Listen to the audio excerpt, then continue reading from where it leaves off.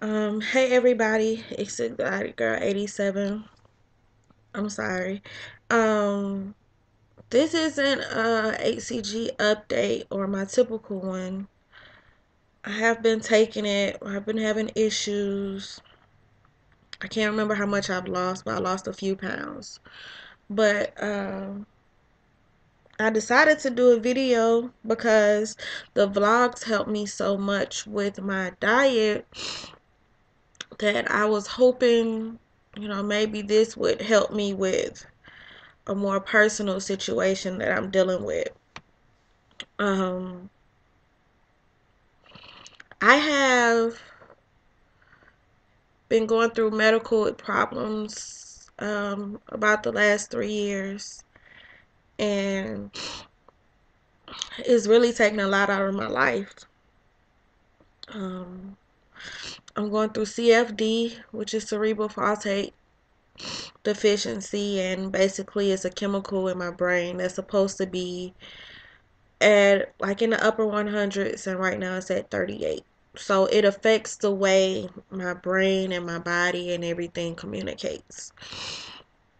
I'm also going through it's called a mitochondrial disease. It's still being researched and diagnosed.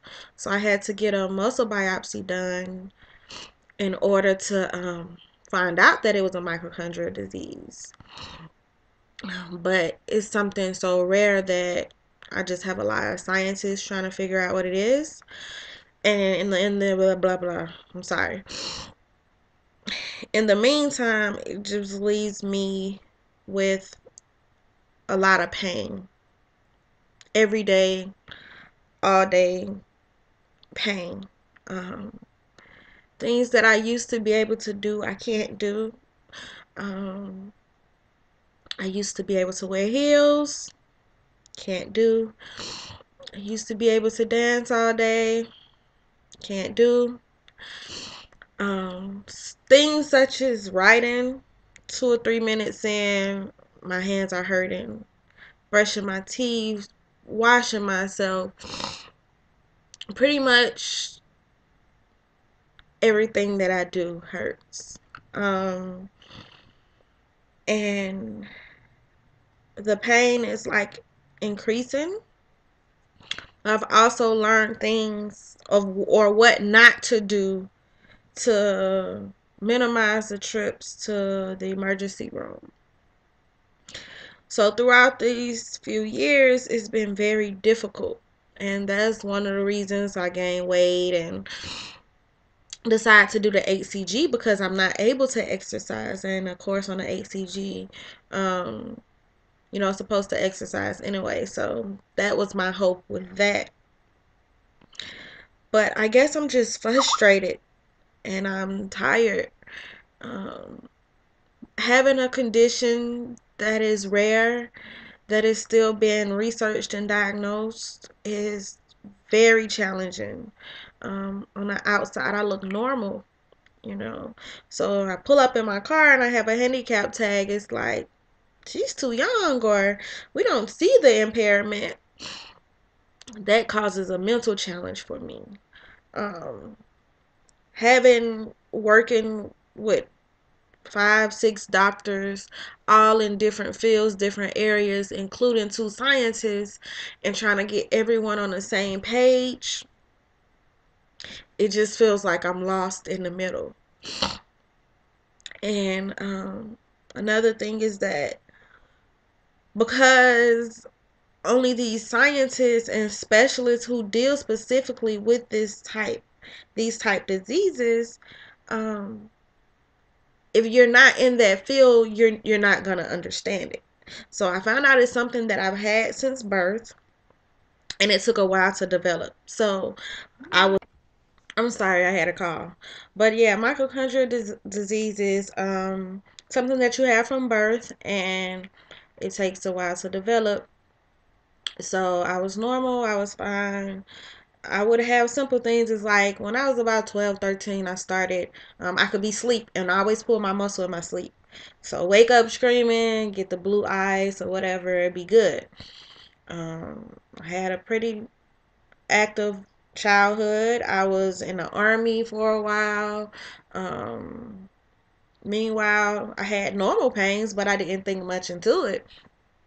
Well, in 2009, I gained weight. So I was like, well, I need to go to the gym and kind of get it together. So, when you go to the gym, they give you a little tour and a few exercises of what you could do to work on your body. And it lasts about 10-15 minutes. And then 2-3 days later, I'm still hurting. I'm like, okay, I knew I was out of shape, but now it's hurting worse. So I went to the doctor and they did blood work, and they called me the next day at work and was like, look, go to the emergency room. They already got your information they need. Just go to the emergency room. They told me which hospital. I left work. From that 10-15 minutes of exercise, I stayed in the hospital for a week and a half. So that was the beginning of everything. What it was, my CK level, my creatinine, which supposed to be like, I think around 200 or something. It was up to 54,000. So everyone knows that, okay, when it's too much of something, it does the adverse effect. So a lot of people take creatinine shakes and everything to try to build muscle. Well, with my CK levels being so high, what that causes is like rhabdomyolysis, where your muscles start breaking down, which is very dangerous because not only are your muscles breaking down, but it can cause kidney and liver failure because your body can't handle all of the particles that's then being put into your urine. So anyway, it's a long thing. I went through a lot of stuff that week and a half. And little did I know it would be the beginning. No one could really explain what happened, why it happened. They just know my levels were high. I was hospitalized, nothing else. So I tried to go back to work, and I was feeling this pain, but I just fought through it because for a while doctors was making it seem like, well, we don't find anything. So it made it seem like it was almost in my head. If they ran tests and these are the doctors, you know nothing else can be done. And so one day I was at work and I couldn't take the pain anymore. And I went to my rheumatologist, who was like, you know what? I have a specialist I want you to see. So my specialist is MNG Lab, Medical Neurogenetic Lab. It's a research. They're research doctors. I work with Dr. Schaffner. If you look him up, you will see like his extensive research. And while I was on leave at first, I was getting paid and everything. Well, in between the time of getting approved to see a specialist, um, my insurance company stopped paying me. Which I'm like, okay, it's fine. Once my specialist do my paperwork, it'll be fine. So automatically, after with that first appointment with my specialist, is when I understood this was gonna be a long process. I got set up for a muscle biopsy, a skin graft, and a spinal tap. Um, Basically, he explained that the process was going to be intense. So he's like, okay, well, you need to be off work at least a year, but this may definitely be something that's going to affect you the rest of your life. So he did my paperwork. Everything's fine. I did my appeal through my insurance. Went ahead with all the testing that I needed to do at the time. Yeah. Um, all I can say is that 3 months later, I got the results back from the biopsy and the spinal tap and everything, and find out what I told you previously, what it is I have. I then found out it's not whether or not I'm gonna have something. Is at some point in my life, I could very well be in a wheelchair due to this condition. So it's just now not necessarily, they don't think it's a cure. So it's more so of how can we treat the symptoms of it, meaning the pain, and how can we slow down the progression of, of everything. So it's a lot to deal with. The situation with my insurance and my job, my job is like, okay, well, we'll hold your job, but I've gotten paid 5 out of the last 18 months. So for 11 months, I received nothing, no financial help, no financial support, you know, and it it encouraged me to try to figure out, okay, what can I do? Because prior to this, I've been working at my job. I've been working for Bank of America 6 years, and it really hurts, for you to approve me to be out for a year, 2 years, and you say you'll save my position. And so you feel my case is serious, but because the reviewing doctors don't understand it, I'm then denied my financial benefit, which I really feel I'm entitled to. So it just leaves me there stuck, and I'm faced with the situation of everything that I worked towards could be gone. Like I've owned my home since I was 23. I have cars, I have, and I've always been the person to work. So now that I can't physically do it, it's devastating to me, and it affects a lot of things in my life. And I was just looking back, I'm very emotional today because um last year, a couple days after Thanksgiving, my house burnt down. So in a year, I went from finding out this diagnosis to what I'm going through, to my house burning down, to I got divorced.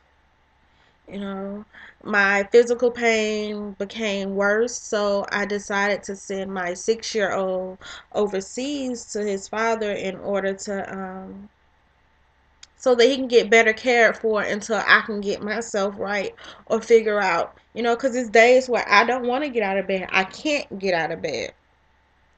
And so it made it very difficult. I was married for years, and the divorce was my choice, but it still took a lot out of me.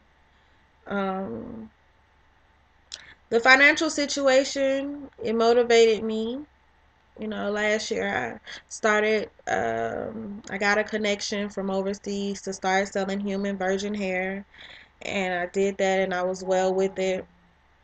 But now that business is slowed down because I don't have the financial funds to even, continue with that. So it leaves me. Um, I have fell in love though, and I wasn't looking for it, wasn't wanting it.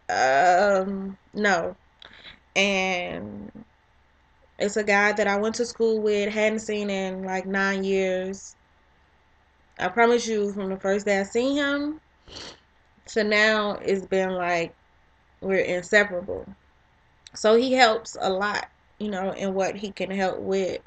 But like he's gone a lot. He's on the road. He's a truck driver. So he's only home like a day or two a week. But he's very supportive in my situation. But I think what hurts me is that going through all of this and all of the things that I was able to do in the past and all of the people that I was able to take care of, I have none of those people in my life anymore. From my father to my grandmother, I have none of those people in my life. And the person that I have is my new boyfriend. And we've been together about 8 months now.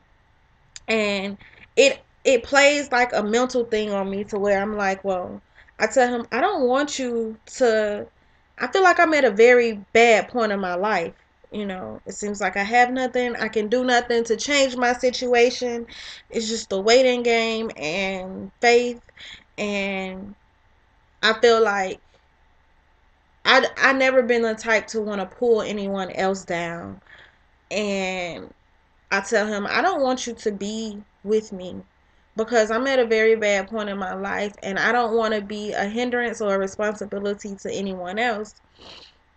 And he's like, oh, shut up. I ain't going nowhere. We're going to get through it together, which I really do appreciate.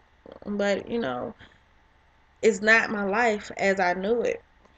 Um, I don't know, y'all. I guess I'm just venting because the holidays are here, and due to the fact that people that I loaned money didn't pay me back, you know, um, I'm not going to be able to see my son for this will be my first Christmas not being able to spend with my son. And it's just too expensive, and my boyfriend pays for the house bills, but we just don't have it, you know, for my son's ticket. So it's very difficult for me. But I don't know. I do know that I can't give up on myself because I'm the only person that you know I can't give up on myself. And then who else would care? It's just it really hurts that in a time of what I'm going through, of dealing with the medical and dealing with the financial and then dealing with the emotional, not having that family support that I would love.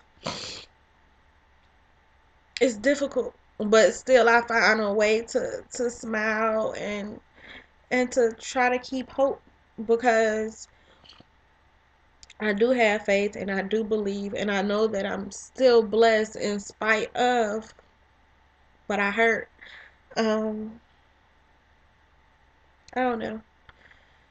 So I guess I'll wrap it up because I don't want to be on my soapbox too long, and it's something that I've never done.